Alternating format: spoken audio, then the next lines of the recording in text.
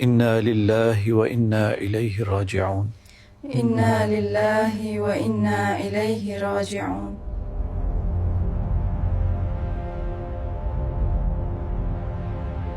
ربك میرا رب اللہ ہے، میرا دین اسلام ہے۔ کیا آپ نے کبھی سوچا ہے کہ ایک دن آپ آخری بار اپنی آنکھیں بند کریں گے اور پھر کبھی نہیں کھولیں گے؟ آپ اپنے پیاروں کی آوازیں آخری بار سنیں گے، لیکن آپ انہیں جواب نہیں دے پائیں گے۔ اور جب وہ لمحہ آئے گا، آپ کا جسم تو یہیں رہے گا، لیکن آپ کی روح ایک نامعلوم دنیا کی طرف روانہ ہو جائے گی۔ تو اس پہلی رات اور اس کے بعد کے 40 دنوں میں آپ کیا محسوس کریں گے؟ اس ویڈیو میں ہم سب مل کر پراسرار عالم برزخ میں جائیں گے۔ ہم اس سفر کو دیکھیں گے جس سے ہر انسان کو گزرنا ہے، لیکن ایک شخصیت اسے بہت اچھی طرح جانتی تھی، ہمارے پیغمبر محمد صلی اللہ علیہ وسلم۔ ہم نے جدید ترین مصنوعی ذہانت کی ٹیکنالوجی کا استعمال کرتے ہوئے موت کے بعد کے ہر لمحے کو زندہ کیا ہے۔ آپ کہانی گیٹ پر ہیں۔ چینل کو ابھی سبسکرائب کریں تاکہ آپ پوشیدہ اور پراسرار روح سیریز سے محروم نہ رہیں۔ اگر آپ تیار ہیں تو آئیے شروع کرتے ہیں۔ ہمارے نبی صلی اللہ علیہ وسلم نے فرمایا تھا، ہر جان کو موت کا ذائقہ چکھنا ہے، اور اب وہ لمحہ آ گیا ہے، وہ جسے آپ سالوں تک ٹالتے رہے، وہ جسے آپ نے سوچا تھا کہ کبھی نہیں آئے گا۔ آخری سانس۔ آپ کی زبان مزید بول نہیں سکتی، آپ کی آنکھیں ایک نقطے پر ٹک جاتی ہیں، آپ کا دل ایک بار پھر دھڑکتا ہے اور پھر رک جاتا ہے۔ ایک سردی آپ کے پیروں سے شروع ہوتی ہے اور آپ کے پورے جسم میں پھیل جاتی ہے، لیکن یہ کوئی عام سردی نہیں ہے، یہ اس بات کی علامت ہے کہ آپ کی روح آپ کے جسم کو چھوڑنے والی ہے۔ داؤد علیہ السلام نے موت کو اس طرح بیان کیا، کاش صرف ایک بال کھینچنے کا درد محسوس ہوتا، موت کے بوجھ تلے تو پہاڑ بھی زمین میں دھنس جاتا۔ اور روایت ہے کہ موسیٰ علیہ السلام نے فرمایا، موت کا لمحہ ایسا ہے جیسے قصاب کے ہاتھوں ایک زندہ بھیڑ کی کھال اتاری جا رہی ہو۔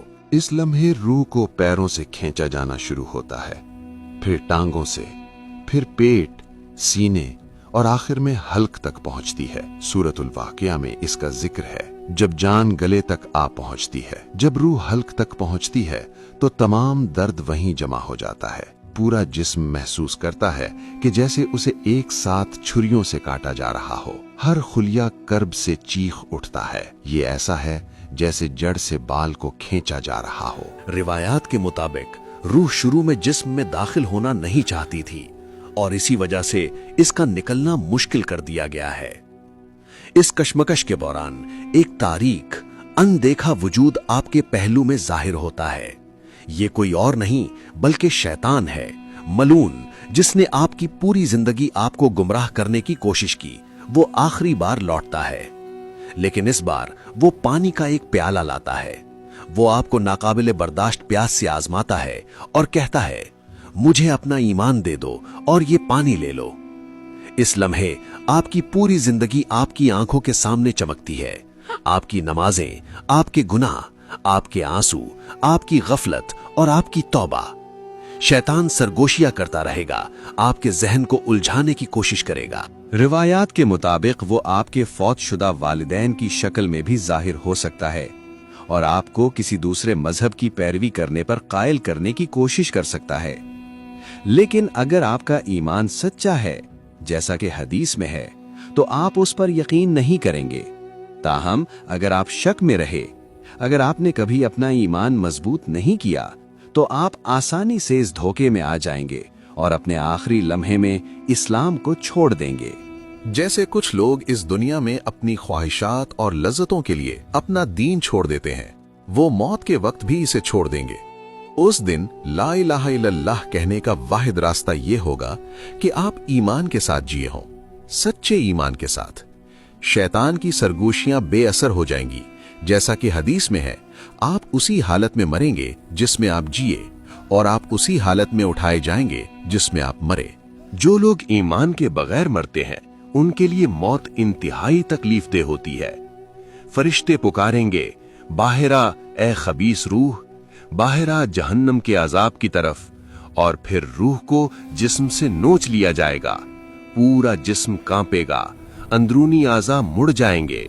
जिस्म रूह से चिमटे रहने की कोशिश करेगा, लेकिन अल्लाह के हुक्म की तामील करते हुए फरिश्ते उसे ले जाएंगे। इस लम्हे कुछ नहीं किया जा सकता।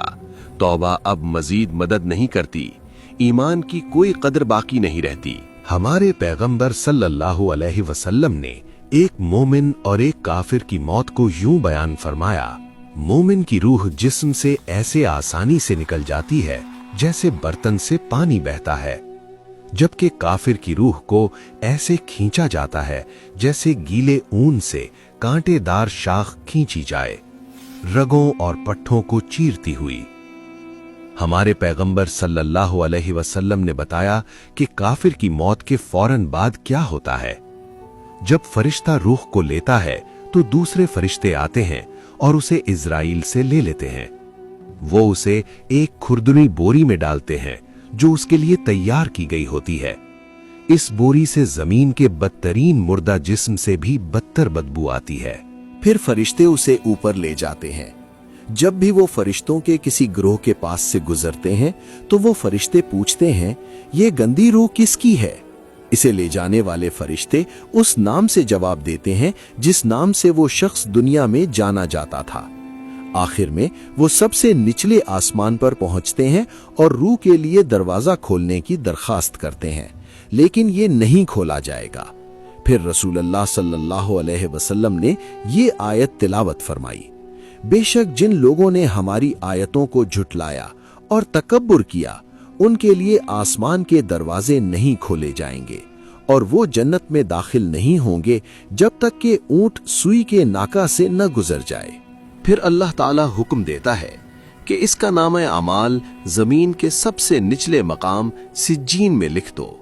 उसके बाद उसकी रूह ऊपर से नीचे फेंक दी जाती है।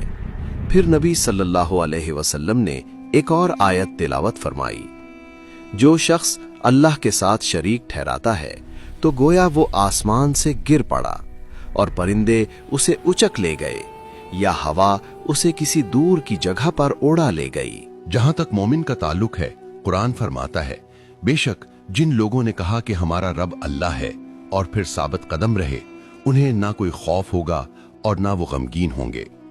अगर आपने खुद को अल्लाह के सुपुर्द कर दिया है तो आप मलिकुल मौत और उनके मुआविनीन को नूर के वजूद के तौर पर देखेंगे।